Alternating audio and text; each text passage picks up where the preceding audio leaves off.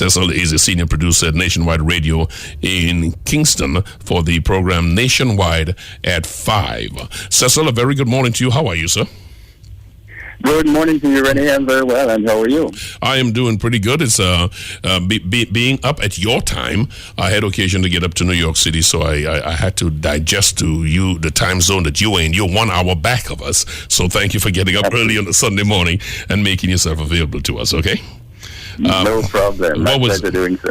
We're glad to have you here. It was back on 3rd of March 2016 that the reins were given to the current Prime Minister, head of the government, Andrew Holness, his party, the JLP.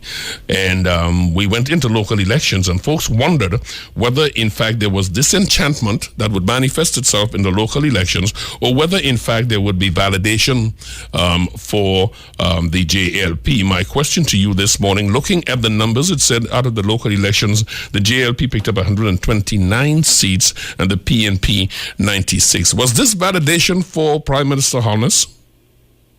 Well, let's put it in context, Renee. The truth of the matter is the JLP won the February 25 general elections.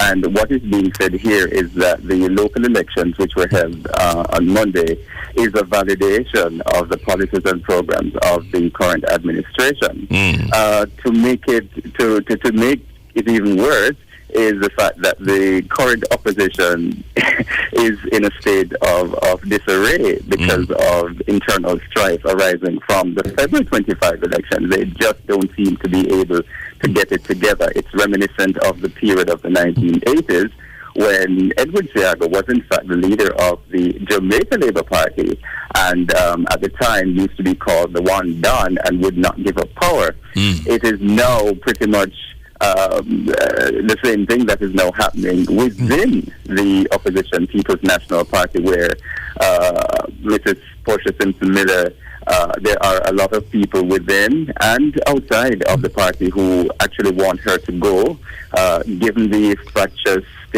status of the February 25 elections. The party has not been able to hold its own. And as a result of that, there are tensions within several constituencies.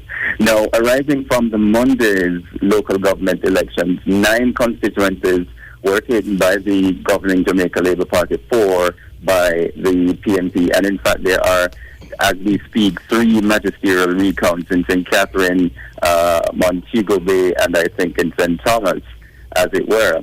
So as it is now, Renee, there is a likelihood that the JLP may in fact, the JLP has in fact won the local government elections. What we are now looking forward to seeing is how the Electoral Office of Jamaica responds to the magisterial recount. 15 minutes after 11 o'clock, Cecil Thoms is my guest. He is the senior producer for Nationwide at 5. There's a specific reason we're getting there, why we are also paying attention to what happened in Jamaica, because, if you look at the United States general elections, it is not a good selling point for the rest of the world to follow the system of democracy. so you have to look in other places where you see it. Those in Trinidad and Tobago, we already know what our local government elections, hustings representation, that is to say those on the campaign trail, was saying. My question to you is, was the local elections in Jamaica an issue-filled local government election, or was it standby politics, as elections generally seem to be heading all over the world? A lot of emphasis seems to be placed on general elections in Jamaica. The last one that was held was more issues-based, one could say, but one could argue that local elections have lost their value. In fact, people are questioning what is the purpose of even having local government elections. And I seem to recall that during the time of the campaign, the now Prime Minister had indicated that it is his wish to have both general and local government elections held at the same time. It has cost taxpayers, I think, in the region of $1.3 billion to host these elections. And like Trinidad and Tobago, with a low voter turnout, we had something in the region of 30% this time around. So there is a sense of voter apathy. People questioning the value of these elections. In fact, one of the major problems with our local polls is the poor quality of representation of those persons who vie for these elections. These are not persons, we're not saying that they need to have masters and PhD, but certainly they must be able to articulate the issues and be able to implement policies and programs to solve them. Yes? But in a number of instances, that is not the case. Jobs, employment for folks, was that part of this local election at all, or is that something that only is in the domain of the general elections? I ask this simply because I'm trying to make clear to myself why the JLP being able to pick up 129 seats. I mean, they won this thing. Well, one of the things that dominated the local government, I wouldn't even say campaign, but the government clearly would have articulated the view that their policies are working, the economy is now getting on track. They have signed off on a new standby agreement. So the government in and of itself would be trumpeting what it has been doing.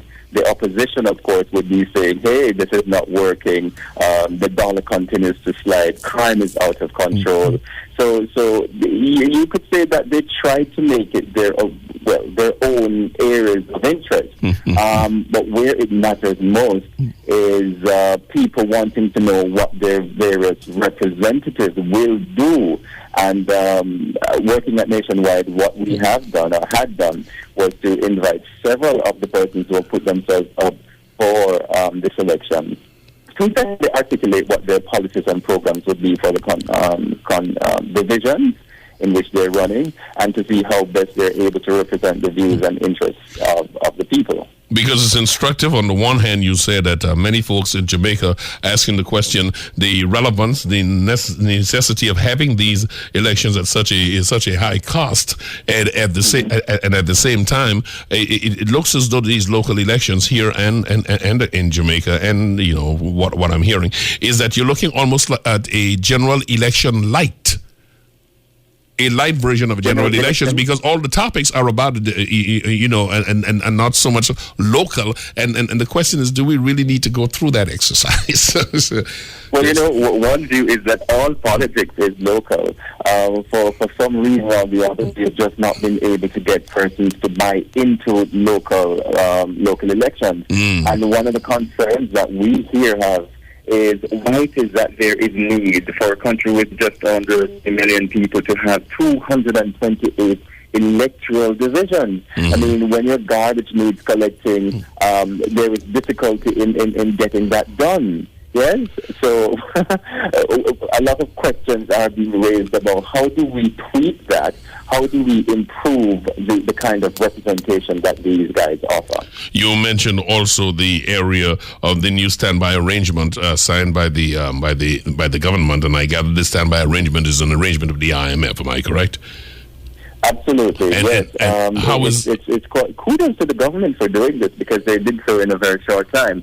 As you know, we currently have an extended funds facility with the IMF, which comes to an end in March, April of next year. And what the government has done is to sign off on another program, this time a standby agreement, which will, in effect, be a kind of fallback on programs, should in case there are any external activities that are happening that the IMF would give us and lend us their support with.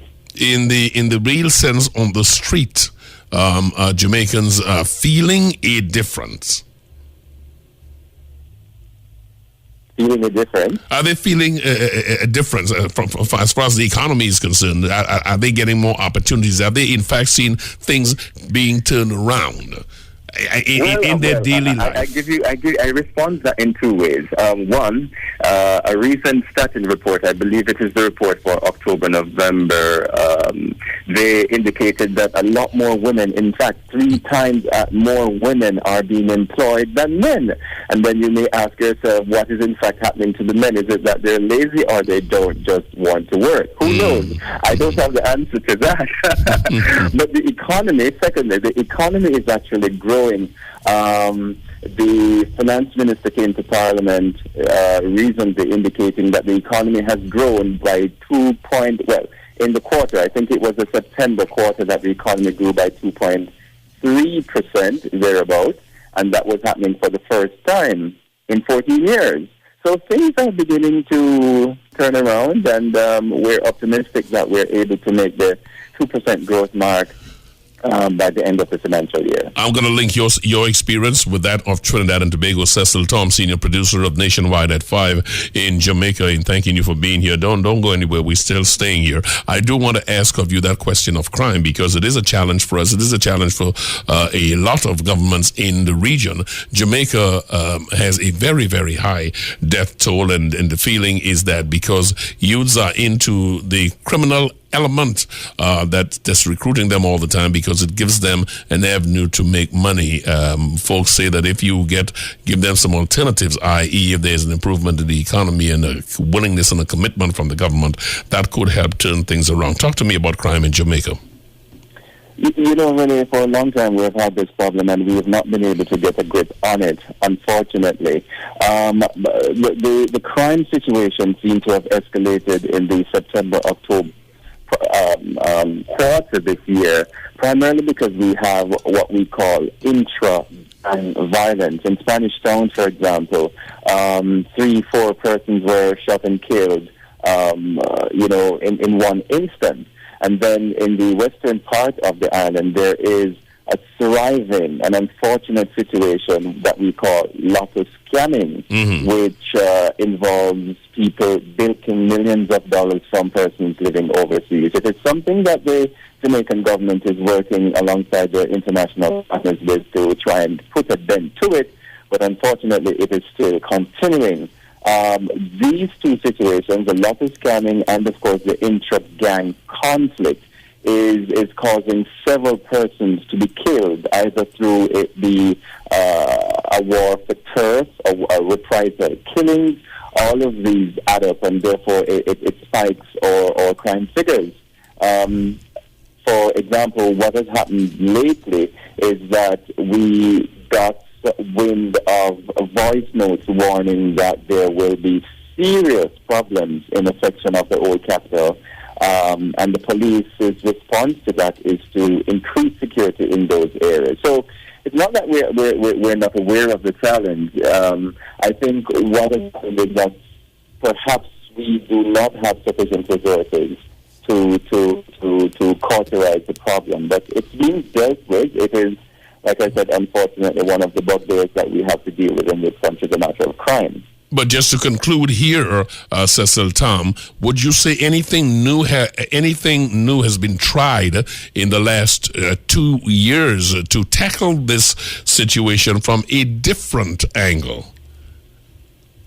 I would say that the leadership of the Jamaica Constabulary Force is in fact trying to do something about it. They have re-energized and given support to several quasi groups in the Jamaica Constabulary Force, and they're working with the U.S. Embassy here, who will, if they haven't done so already, as I understand it, will be setting up an FBI office in Kingston with a view to working with the local police authorities to help us with the crime. Well, not necessarily to help us with the crime problem, but I think substantially because of the problems we've been having with lotto scamming, the FBI will be setting up an office, and I'm sure that they also will be helping us where crime is concerned as well. Senior producer at Nationwide at 5, Cecil Thoms in Jamaica. Thank you so much for taking the time to be with us this morning. Truly appreciate it, my friend. You're most welcome, Rennie.